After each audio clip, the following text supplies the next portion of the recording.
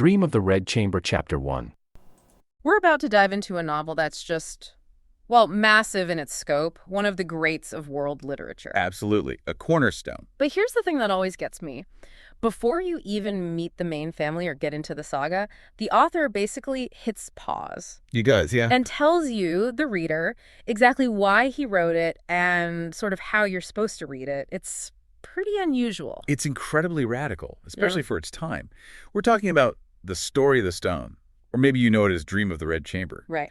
And that very first chapter, it acts like a kind of literary contract between the author and the reader. A contract? How so? Well, it states the method right up front.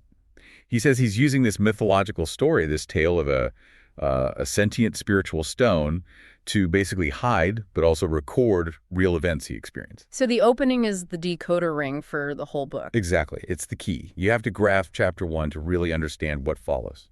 Okay, we're going straight to that foundation. Forget the centuries of commentary for a moment. Let's look at the raw material of chapter 1 itself. Zin Shine recognizes the spiritual stone in a dream. Jia Yukun thinks of a beautiful girl in the dust. That's the one. We really need to unpack the author's intention, which is surprisingly almost self-deprecating, and this whole cosmic frame story. The idea that the narrator is fundamentally flawed, rejected even. So let's start right there with the author's own voice.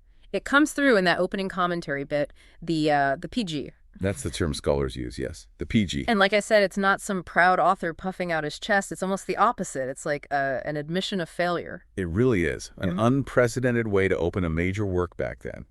He starts with this deep self-reproach, admitting, and I'm paraphrasing here, the sin of having accomplished nothing and being down and out for half a lifetime. Wow. So right away, the perspective is guilt and regret. Precisely. It sets that tone immediately. And then what's truly wild is how he pivots from his own sense of failure to the women he knew. Ah, yes. That's crucial. He basically says, look, I feel ashamed. My own manly eyebrows, my masculinity, he suggests, was nothing compared to the conduct, the insight of the women he grew up around. The Kunchai, the ladies of the inner chambers. It's this profound act of self-abasement, like you said. He's lowering himself to elevate them. It really grounds the whole thing as a tribute, doesn't it? Absolutely. The motivation seems to be this guilt over a wasted life, but the action it spurs is immortalizing these women. He tells us the main point is recording the boudoir friends and boudoir affection, the Giyugi king. And he's quite clear, isn't he, that this isn't some angry rant against society. Explicitly, he says it's not a book meant to lash out at society or be some kind of, moral instruction manual. He insists it's a sincere record. But I have to wonder, though, is claiming failure also a clever literary move?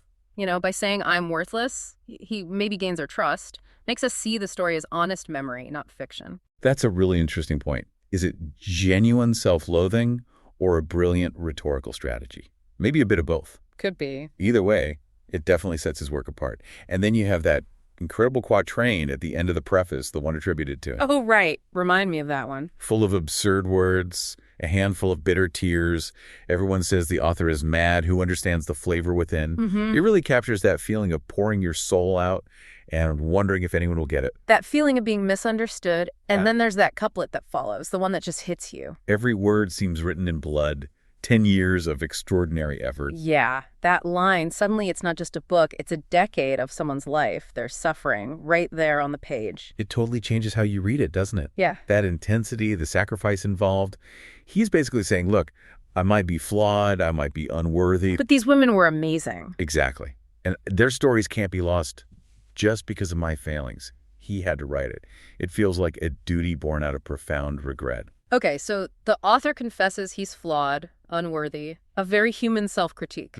But then he manages to project that exact same feeling, shame, rejection, failure, onto the cosmic scale, right? Which is just genius. It's a seamless connection, isn't it, between the author's psychology and the story's metaphysical beginning. The real start of the narrative isn't about humans at all. It's literally the autobiography of a rock. A cosmic rock, yeah. So we zoom out, way out past the human world. We're at Great Void Mountain. Boundless Wasteland, Greencrest Peak, very evocative names. And this is where the goddess Nua is doing her thing, mending a tear in the sky, like you do. Right, a classic Chinese myth. She's refining these stones, huge ones apparently, to patch up the heavens. And the text gives a specific number. How many? 36,501 stones. Enormous things. 12 zang high, 24 square. Just massive. Okay, huge scale. And she uses almost all of them. Precisely 36,500. Which means There's one left over. One single unused stone, just abandoned there on Greencrest Peak. And that rejected stone is our protagonist, essentially. But it's not just any rock, is it? Because Newell worked on it. Exactly. It had been refined, and through that process, it gained sentience. Lingsing yi tong. It could think, it could feel. So it's aware of its situation. Painfully aware. It sees all the other stones up there, fulfilling their glorious purpose in the sky, and it's just consumed by shame and self-pity. It feels unfit for selection. Wow. So the novel's core theme, this tension between spirit and flawed matter, is right there from the absolute beginning. Cosmic inadequacy. It's the perfect setup. The agony of being aware but feeling materially useless. So this poor, sentient, rejected stone is just sitting there feeling sorry for itself for ages, I guess, until these two figures show up. Right. A monk and a Taoist, described as having extraordinary appearances, clearly spiritual beings, not ordinary mortals. What are they talking about? Deep cosmic truths. They start off discussing illusory matters of immortals, the eternal stuff. But then, interestingly, their conversation shifts to the human world. The red dust, as they call it. They start talking about the attractions down there, specifically the glory and wealth, the Rongwa Fugui. Ah, and the stone overhears this. Yes. And remember, it's already feeling useless and rejected. So when it hears about this world of, quote, glory and wealth. Its ears prick up, or, its rock equivalent. Metaphorically, yes. The text says its mortal heart is already burning. It's immediately captivated by the idea of the human world. So it speaks to them. It pleads with them. Take me there, it says. Take me down to that place of wealth and gentle fragrance. It wants the comfort, the pleasure, the experience of human life. Even though these wise figures are kind of discussing its downsides. Exactly. The irony is overwhelming. These sages know the score. They try to warn the stone, and they say, look, earthly joy doesn't last. There's always a lack of perfection in beauty, and good things suffer setbacks. Good things suffer setbacks. That sounds like a theme. A major one. They basically tell the stone the whole human experience is ultimately a dream, Dao Tu Yumeng, and everything returns to emptiness. They're saying, don't bother, it's not worth the heartache. But the stone doesn't listen. It insists. That desire for experience, for being in the world, even a flawed world, is too strong. It wants to go. And the monk and Taoist, they give in. They do. Perhaps they see it as an inevitable part of the cycle, this pull towards form and experience. So the monk uses his divine power. And shrinks the giant rock. Transforms it into this beautiful, small, smooth piece of jade.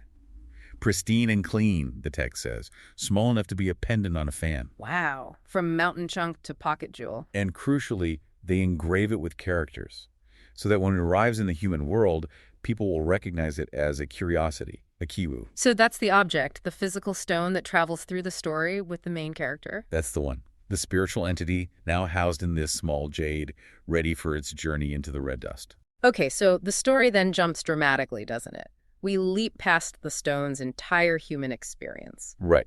Fast forward untold years later, a figure named the Empty Taoist Kong Kong Dao Ren is wandering around back on Greencrest Peak. And he finds the original stone. But it's different now. It's different because it's now covered in writing.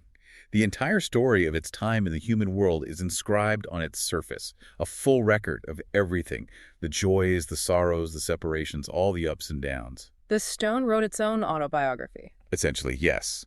And this discovery, this conversation between the empty Taoist and the stone, is where the author embeds his own literary criticism. It's really clever. How so? What does the Taoist think of this story? He reads it, and his first reaction is basically, well, this isn't very good. Seriously, why? Because it doesn't fit the standard mold of what literature should be, according to the conventions of the time. He complains. What are his complaints? He says, look, there's no clear dynasty, no known historical setting, no specific geography. And worse, he says, it doesn't teach any obvious moral lessons. There are no great heroes or virtuous statesmen held up as examples. It only features, he says dismissively, a few unusual women. As if that's not enough. Wow. So the Taoist represents the conventional literary taste of the era. Precisely. And the author uses this objection to let the stone deliver his own manifesto about what good writing really is. Ah, the stone fights back. What's its defense? The stone argues that being different from the old models is actually a good thing. Refusing the standard template, it says, is what makes this story new and unique. Sinky-beezy. Okay, so novelty over conformity. What else? Then it goes on the attack. It criticizes 3 types of popular fiction at the time. First, it dismisses stories that just slander officials, political potboilers, basically. Right. Second, it slams the vulgar wind and moon stories, the Fenjai Bimo stuff, considered pornographic or corrupting for young readers. Okay, no cheap thrills. And third, and this is a big one, it rips into the incredibly popular but totally formulaic scholar beauty romances, the Jiarenkaisi stories. What's wrong with those? The stone says they're all the same, 1,000 books coming from a single set of templates. Repetitive, predictable, intellectually deadening. You read one, you've read them all. So the author, through the stone, is basically saying, my book isn't like that trash. Exactly. And the ultimate justification. The stone claims this story is superior because it's a true record. It's based on genuine, witnessed events and emotions. He claims there's no fabrication. Dared not add a little fabrication or forcing. That's the claim. Okay, but hold on. The story starts with a goddess fixing the sky and a talking rock.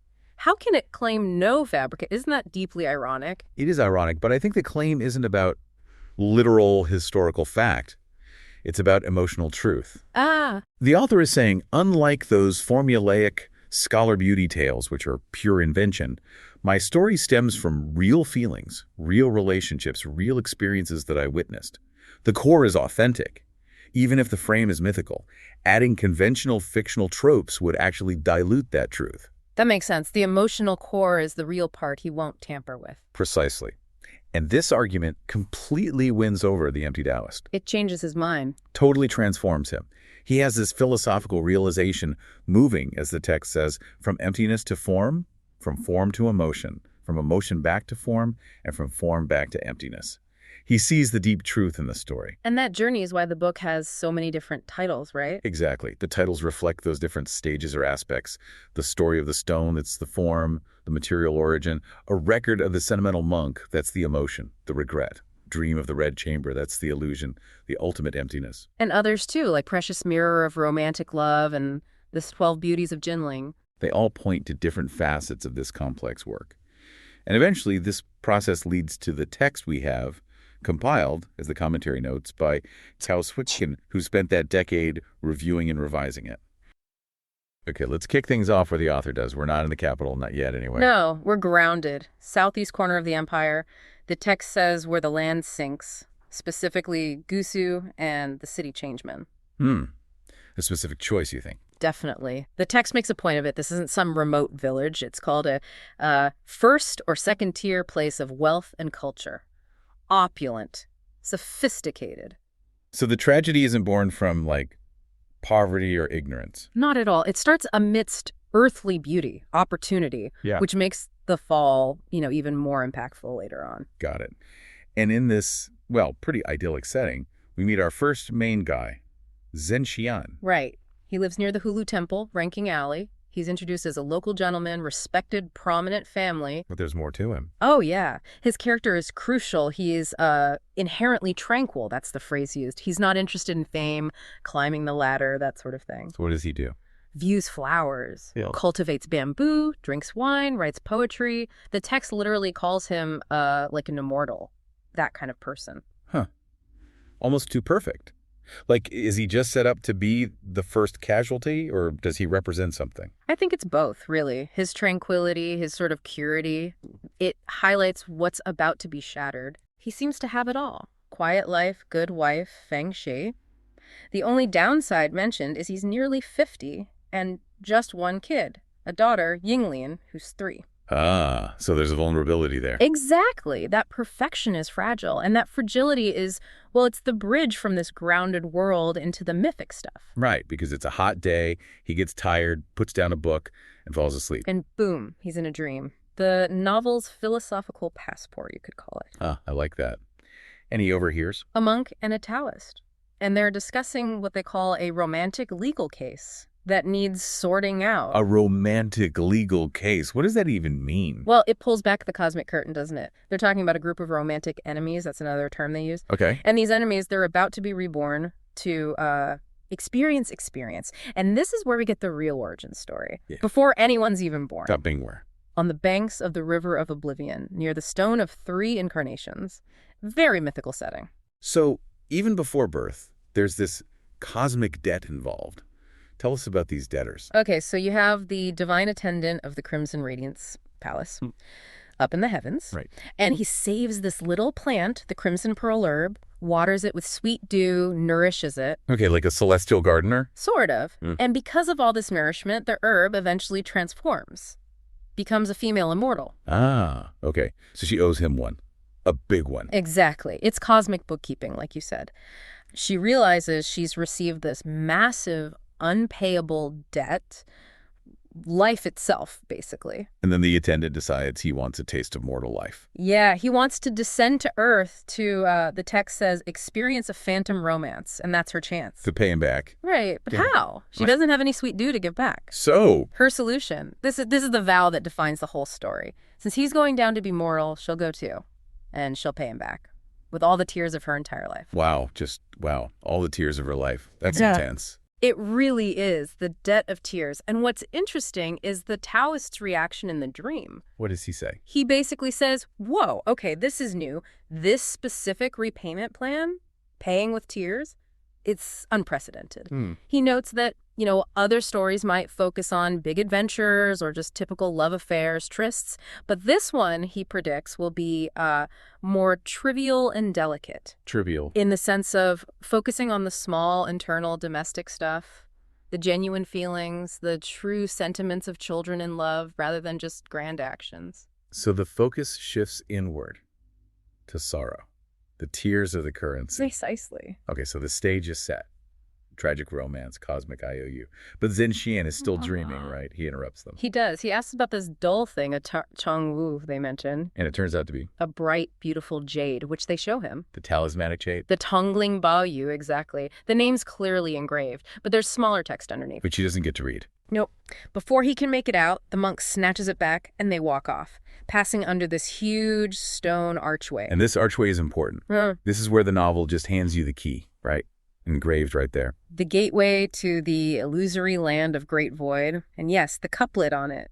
That's the philosophical core. Let's hear it.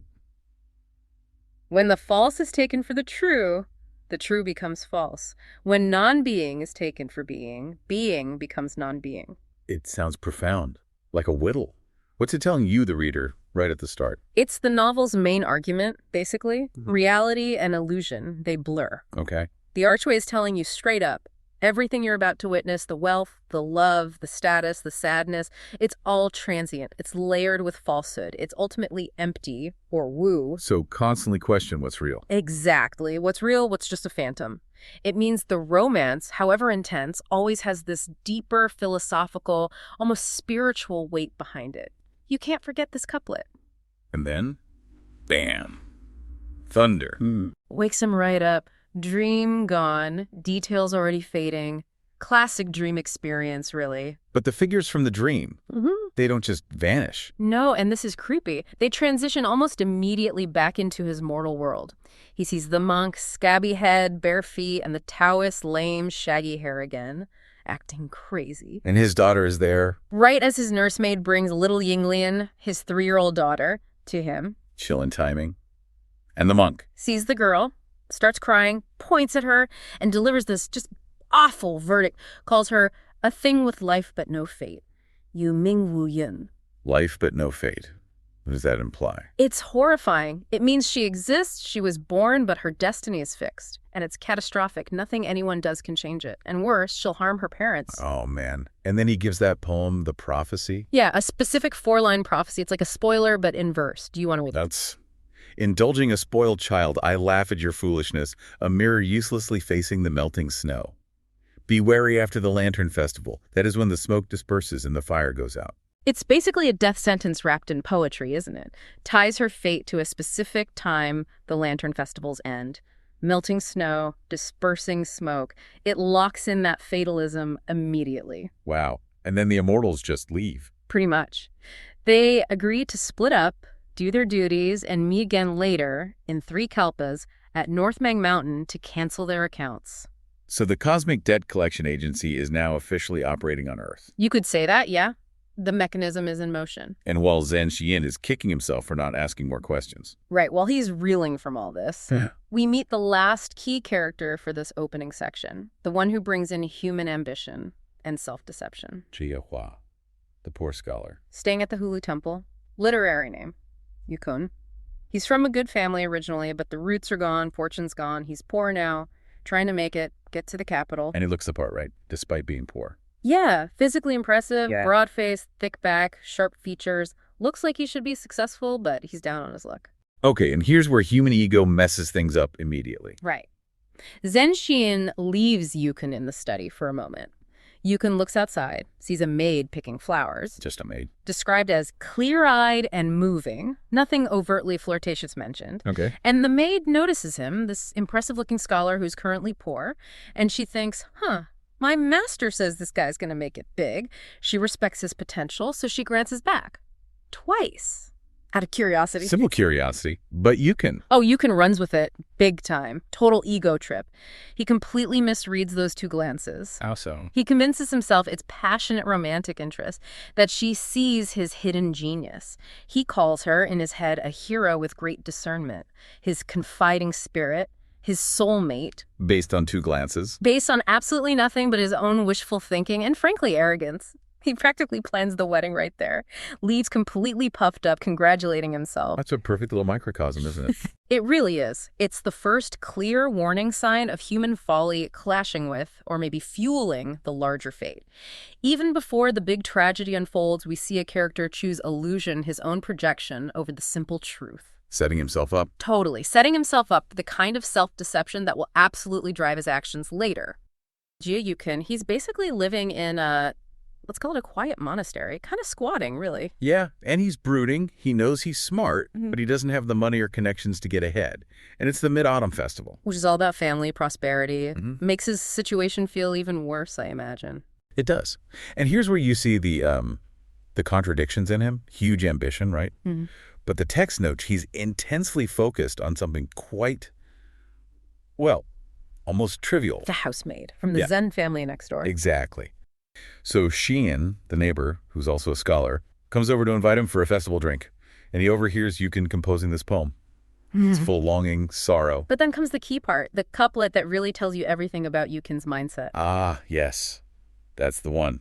Jade waits in the box for a good price. Hairpin waits in the casket to fly. It's so direct, isn't it? It's not just sadness. It's like, I'm valuable merchandise waiting for my moment. It really is. It's the language of someone who feels the universe owes him. And Xian, being, perceptive and generous. He doesn't see arrogance. He sees potential. He sees the signs of soaring, as the text puts it. Raw ambition. And Xian, he doesn't just notice. He acts right away. Yukun sort of strategically mentions he doesn't have the travel money for the imperial exams. And Xian doesn't even blink. He just solves the problem. Instantly seals up 50 taels of silver, which, back then, for someone like Yukun... That's a significant amount for travel. A small fortune, really, and not just money. 2 sets of winter clothes as well. Practical. And he even gives him advice, picks out an auspicious date, the 19th, for him to leave. It feels very paternal, very supportive. Pure patronage. He's trying to launch this guy's career completely selflessly. But Yukin's reaction tells us so much about him. How does he respond to this incredible generosity? Well, the source says nothing more than a brief thank you, showing no concern. He barely registers the kindness. He just sees it as transactional, like Xian is just a step on his ladder. Pretty much. He doesn't even wait for the auspicious 19th day Xian picked out. No. Nope. He's gone by 5 the next morning. Leaves a message saying, basically, scholars don't worry about lucky days. Getting things done is what matters. Wow. No real goodbye, no lingering gratitude. Just prickus. Ambition. Brutal pragmatism. He's off. Okay, so Yukun ascends, fueled by generosity he barely acknowledged. But, the story takes a turn. Almost immediately, Zhen Xian's fortunes reverse dramatically. Yeah, that's right. We shift forward just a few months to the Lantern Festival. And this is where Xian's world starts to completely fall apart. And the first blow is unimaginable. It involves his daughter, Yinglian, his only child. Yeah. Xian sends his servant, Hu Qi, to take her out to see the festival lights. The lanterns, the crowds. Happy occasion. But they need Negligence. Horrible carelessness. Wookie, the servant, needs to relieve himself. He just puts the little girl down on a doorstep for a brief moment. And when he comes back? She's gone. Poof. Vanished into the crowd. Ah, that's every parent's nightmare. Absolutely. And the servant, Wookie, he panics. He's terrified of the consequences, so he just runs away, flees the area entirely. Leaving the parents with nothing. No answer. Nothing. Just unimaginable grief. They search frantically, of course, but nothing. The loss of their only child, and in such a sudden, senseless way, it breaks them. They fall ill from grief and despair. Their whole world is shattered, and it doesn't stop there, does it? Before they can even really process this, disaster strikes again, financially this time. Exactly. Just over a month later, mid-March or so. Fire. Where does it start? It's accidental. Starts at the Gourd Temple, right next door to Sheen's house. Some monks were careless with an oil pot. And the houses, then? Lots of flammable materials. Right. Bamboo fences, wooden structures. The fire spreads incredibly fast. It consumes the whole neighborhood. The text calls it a flame mountain. A flame mountain. So Sheen's house. Completely destroyed. Gone. Right next to the temple, it stood no chance. They escaped with their lives, him and his wife, but basically nothing else. Just rubble. A field of tiles and rubble. Imagine that. You go from being this respected, comfortable scholar and patron to losing your child and your entire fortune in, what, maybe half a year? The psychological shock must have been immense. It's a total brutal reversal. So what do? Where do they go? They have no choice, really. They're forced to seek refuge with Shuin's father-in-law, Feng Su. Okay, family support. Maybe a silver lining. Not quite. This is where the tragedy kind of curdles into something else. Yeah. Mundane disillusionment. Feng Su is a farmer, reasonably well off. But he's not happy about having them. He sees them as a burden. even though Sheehan still has some money left, right, from selling off distant assets. He does. A little bit. Yeah. And he asks Feng Su, his father-in-law, to help him invest it. You know, buy some modest property, a small farm maybe, conservatively. Trying to rebuild slowly? Yeah, but Feng Su, he's described as greedy and pragmatic, much like Yukin in a way.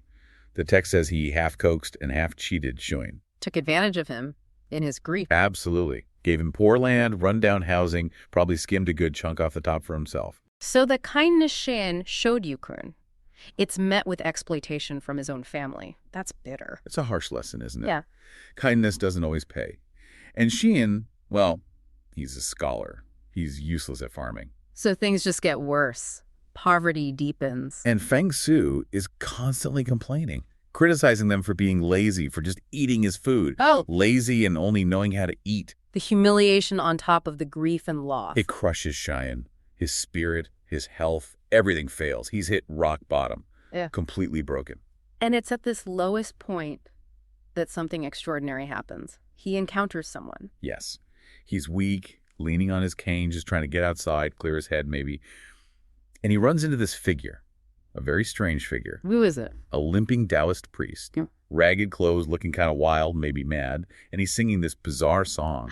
This is the song, the famous one. It's Howie song, often translated as the broke-up song or all good things must end song. It's the philosophical core, really. And it comes at the perfect moment for Shin. Exactly. He's just lost everything the world values, family, wealth, status. He's perfectly primed to hear the Taoist message, that all those things were illusions anyway. Let's unpack that song a bit. What are its main arguments? Because it seems like the direct opposite of Jia Yukin's ambitious striving. It really is. It systematically dismantles worldly pursuits. First, glory and fame. You know, the powerful generals, the high ministers. Yeah, what about them? Where do they end up? The song says a pile of wild graves. Dust, status means nothing in the end. And Yukun just got his fancy official robes. The song's already undermining that achievement. Precisely. Then wealth. People slave away their whole lives piling up gold and silver. Only to die just when they get too much, right? Unable to actually use it. Exactly. Hits close to home for Xian, whose wealth vanished in smoke. What's next? Personal relationships. Wives and spouses. The song is pretty cynical here. It basically says, the wife who swears undying love, she'll happily marry someone else soon after you're dead. Loyalty's fleeting. Ouch! Given the betrayal by his father-in-law, that probably resonates too. And the final verse hits the hardest, especially for Xian. Children and heirs. Oh, no. Parents pour everything into their children, foolishly devoted, the song implies. But how many children actually repay that love and sacrifice? And Xian's devotion ended with his daughter disappearing. That must have felt like a direct blow. It's like the universe is speaking directly to his pain. The source says Xian instantly understood. His heart completely comprehended, achieved enlightenment right there on the spot. No need for years of meditation. His life experience was the lesson. He gets it so profoundly that he doesn't just listen. He immediately starts riffing on it, adding his own commentary, his own examples. Really? What does he add? He provides these incredibly sharp contrasts, showing how fast fortunes turn. The grand hall filled with symbols of power, like the ones Yukon now has. What happens to it? It becomes overgrown with weeds. Today's joyful wedding couple, they're quickly replaced by mourners at yesterday's grave. It's all temporary. It cycles. And the ultimate punchline for his own situation. The man with chests full of gold and silver becomes, in heartbeat, the beggar whom all despise. He's living that exact line. He concludes it's all pointless striving, right? Like we're just actors in someone else's play. In chaos, you just finish singing while I take the stage. It is all for others to make wedding garments. Our efforts just dress the stage for the next person. Futile. So what does he do after this massive realization? The most radical thing possible. He turns to the Taoist, says simply, walk. Grabs the Taoist travel bag from his shoulder. And just leaves. And just follows him, walks away, doesn't go home, doesn't say goodbye to his wife, just leaves the world behind, abandons everything. Wow. A complete and total rejection. His story ends there, in a way. Spiritually, at least. His worldly story ends, his spiritual one begins. But the consequences for those left behind, they continue. Right. His wife, Fengxi, and the maids who stayed, what happens to them? They're left in a terrible position. They survive doing needlework, relying on her father, Feng Su, who we know is less than supportive. Grumpy, resentful support.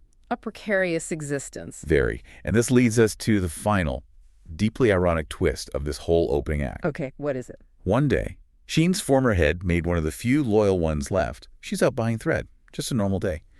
And she sees this huge official procession. Announcing someone important. Exactly. The arrival of the new magistrate, the new top official for the area. He's called the new Grand Master. And it's a big display. Oh, yeah. Big sedan chair, attendants, the works. And the official himself is wearing the symbols of power. The black hat, the scarlet robe, high status. And the maid sees his face. She gets a glimpse, and she's startled because he looks incredibly familiar. She recognizes him. She can't quite place him immediately. But the universe doesn't leave it hanging for long. That very same night. What happens? Loud, violent banging on Feng Su's door, shouting, "It's official messengers, Yamen runners." From the new magistrate. Yes. They've come to summon someone from the household for questioning. And the implication is clear. Unmistakable. The new magistrate, the man in the scarlet robe, the one governing the very place where Xin Xin lost everything. It's Jie Yukun.